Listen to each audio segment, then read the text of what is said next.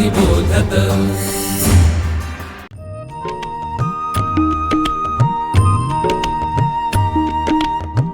विवेकी अक्षर विवेकी लेखन सुश्राव्य वाचन श्रवणार्थ चरित्रे संस्कारी धीरवीर गाथा रम्य बालकथा अनुभवा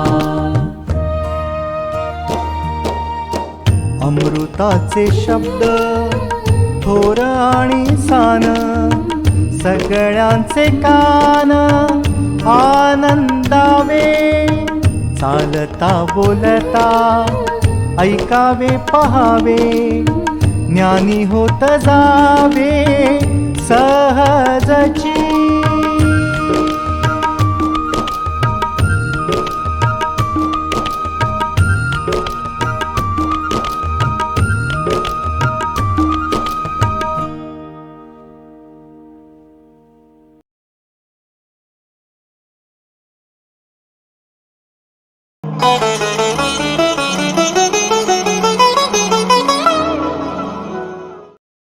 नमस्कार।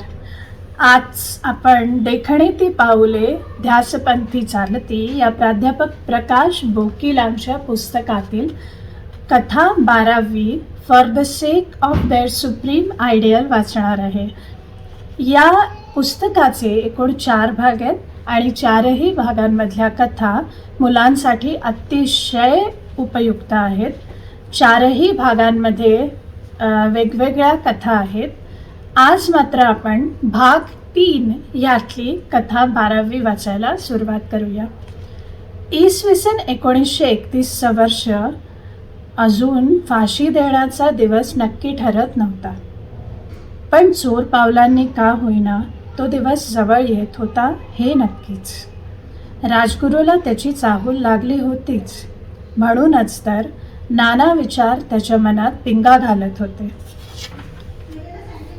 वयाच्या अवघ्या 16व्याच वर्षी त्यानं घरात थोरल्या भावाबरोबर झालेल्या भांडणाचं निमित्त करून जेव्हा घर सोडलं तेव्हा त्याच्या खिशात अवघे 9 पैसे होते।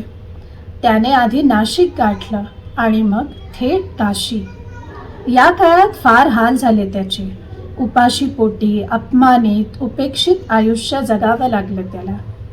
स्वभाव लाजरा बुजरा अबोल, पण क्रांतीसूर्य चंद्रशेखर आझादांबरोबर त्याची मैत्री झाली आणि त्याच्या जीवनाला दिशा मिळाली, ध्येय मिळालं। स्वातंत्र्य हेच ते ध्येय। आता तो क्रांतिकार्यासाठी सदैव तयार उतावळा होता।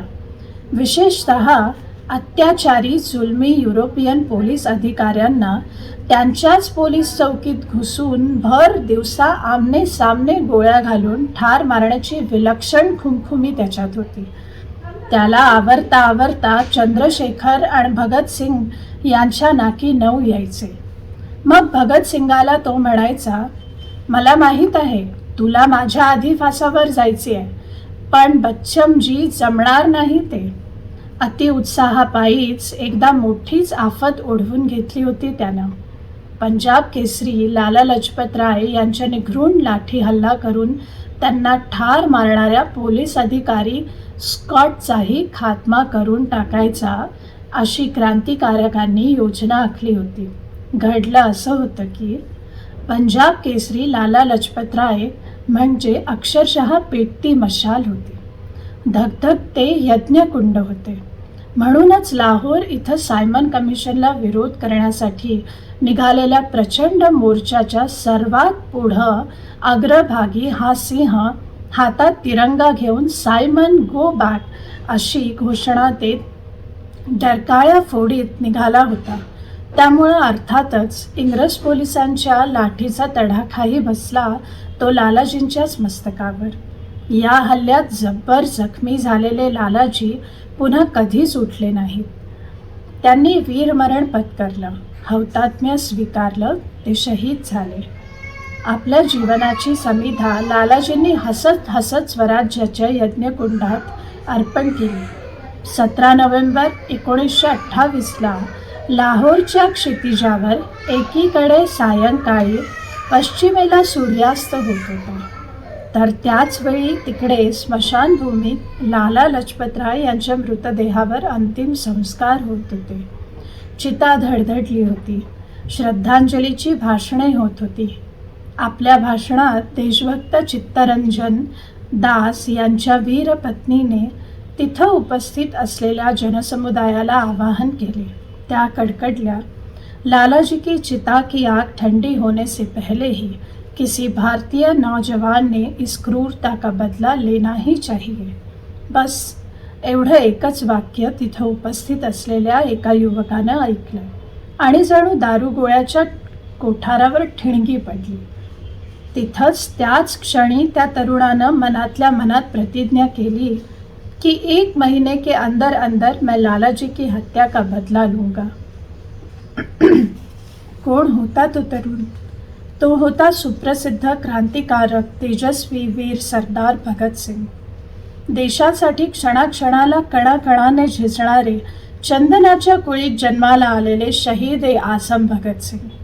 भगतसिंगांप्रमाणे देशासाठी हौतात्म्य पत्करायला प्रचंड उतावळा, आतुर, उत्सुक असा आणखी एक युवक होता, शिवराम हरी राजगुरू. 1923 साल होते ते. पुणे, नाशिक, काशी, अमरावती, दिल्ली, झाशी, बनारस अशा विविध ठिकाणी क्रांतिकार्य करीत राजगुरू सतत प्रत्येक कृतीमध्ये पुढाकार घेत असे. इतर कुणाही क्रांतिकारकाच्या अगोदर सर्वात प्रथम मी फासावर चढणार एवढी एकच एक महत्वाकांक्षा बाळगणाऱ्या राजगुरूनं लाला लजपतरायांच्या हत्येच्या बदला घेण्याच्या कृतीमध्ये अत्यंत मोलाची कामगिरी बजावली होती.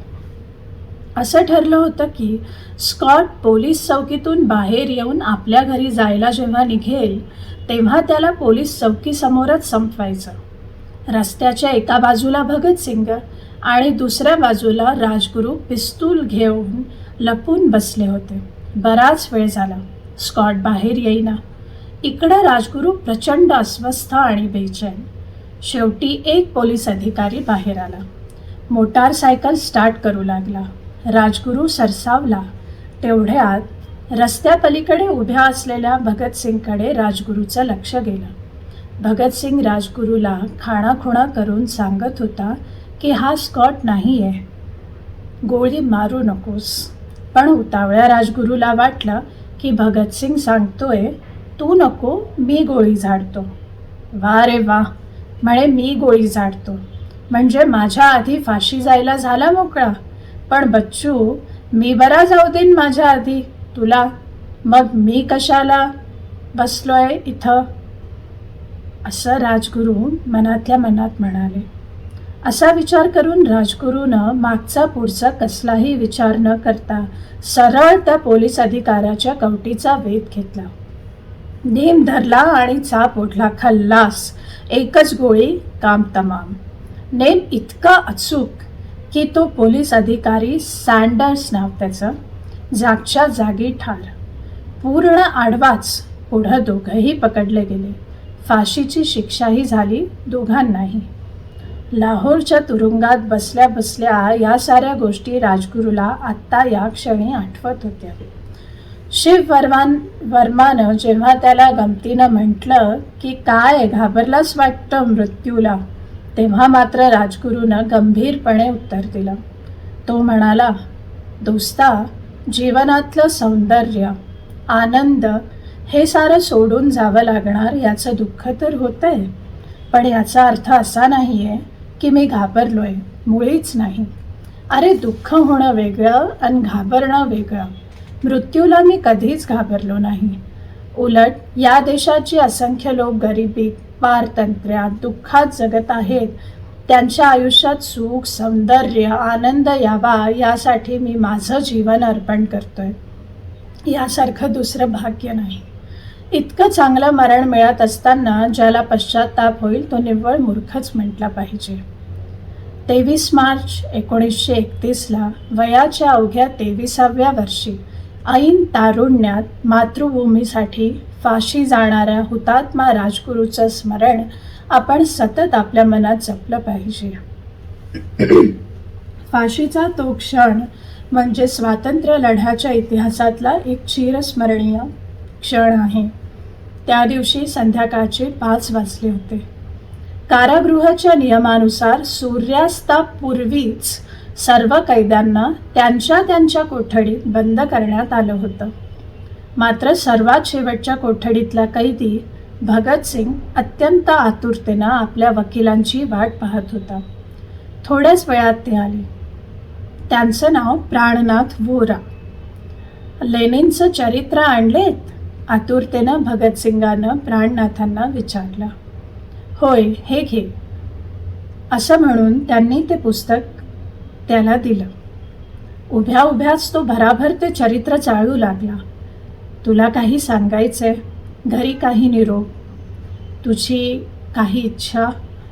प्राणनाथांच्या या प्रश्नांवर हसत हसतच तो म्हणाला, इन्कलाब जिंदाबाद.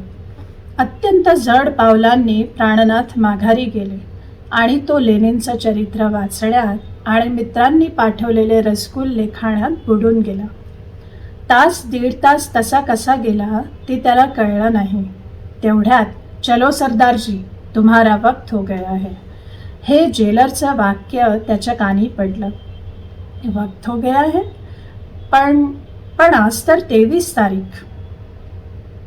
फाशी उद्या सकाळी सूर्योदयापूर्वी देणार होते. मग 1 दिवस अगोदरच, तेही अचानकपणे सूर्यास्तानंतर. हे कसं शक्य आहे? पण त्याला या फाशीचीच फिकीर नव्हती. ठहरो, एवढंच बोलून तो पुन्हा वाचनात बुडाला. ते प्रकरण पूर्ण वाचलं आणि मग चलो हम तयार है असं म्हणून तो चालू लागला. संध्याकाळी पाय मोकळे करायला फिरायला निघावं इतक्या सहजतेनं तो निघाला. जेलर म्हणाला, आता तरी या शेवटच्या क्षणी देवाचं नाव घे. तेव्हा तो म्हणाला, जीवनभर मी कधीही मृत्यूला घाबरलो नाही. आता या अंतिम क्षणी जर मी देवाचं नाव घेतलं तर उद्या सारे म्हणतील की मृत्यूला घाबरून यानं देवाचं नाव घेतलं. त्यापेक्षा मी म्हणेल, भारत माता की जय. त्याचबरोबर आणखी 2 कैदी होते. सरफरोशी की तमन्ना अब हमारे दिल में है, देखना है जोर कितना बाजुए कातिल में है. हे गीत गात गात घोषणा देत देत सर्वजण वधस्तंभापाशी पोहोचले. तिथं तुरुंगाधिकारी, मॅजिस्ट्रेट, डॉक्टर इत्यादी सर्वजण उभे होते. भगतसिंग मॅजिस्ट्रेटांना फरड्या इंग्रजीत म्हणाले, well mister magistrate, you are fortunate to be able today to see how Indian revolutionaries can embrace death with pleasure for the sake of their supreme ideal. सच्चे भारतीय क्रांतिकारक आपल्या सर्वोच्च आदर्शासाठी कशा प्रकारे हसत हसत मृत्यूचा स्वीकार करतात हे समक्ष स्वतः डोळ्यांनी पाहण्याचं भाग्य मॅजिस्ट्रेट साहेब आज केवळ तुम्हालाच मिळत आहे.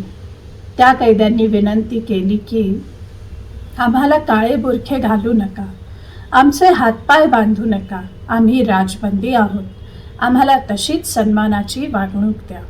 मॅजिस्ट्रेटनं तिथल्या कर्मचाऱ्याला इशारा केला आणि फाशीचा खटका ओढला गेला. त्याबरोबर भगतसिंग, राजगुरू, सुखदेव या नावांची 3 वादळं शांत झाली. 3 धगधगती यज्ञकुंड शांत झाली. 3 ज्वलंत मशाली विझल्या. अशाना अनेक खूप छान छान गोष्टी या पुस्तकात लिहिलेल्या आहेत. आजची कथा इथेच संपली. धन्यवाद.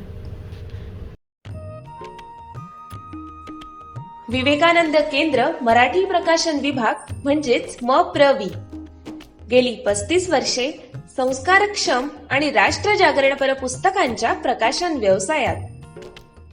135 हून अधिक पुस्तके, 10 लाखांहून अधिक प्रतींची एकूण विक्री, कार्यकर्त्यांना उपयोगी पडेल अशा माहितीची विवेकशलाका आणि केंद्राच्या देशभरातील कार्याचा परिचय करून देणारी कार्यदर्शिका. संपर्क अश्विनी हाईट्स, 1ला मजला, ग्राहक पेठेजवळ, टिळक रोड, पुणे 30. संपर्क क्रमांक 98 81061686.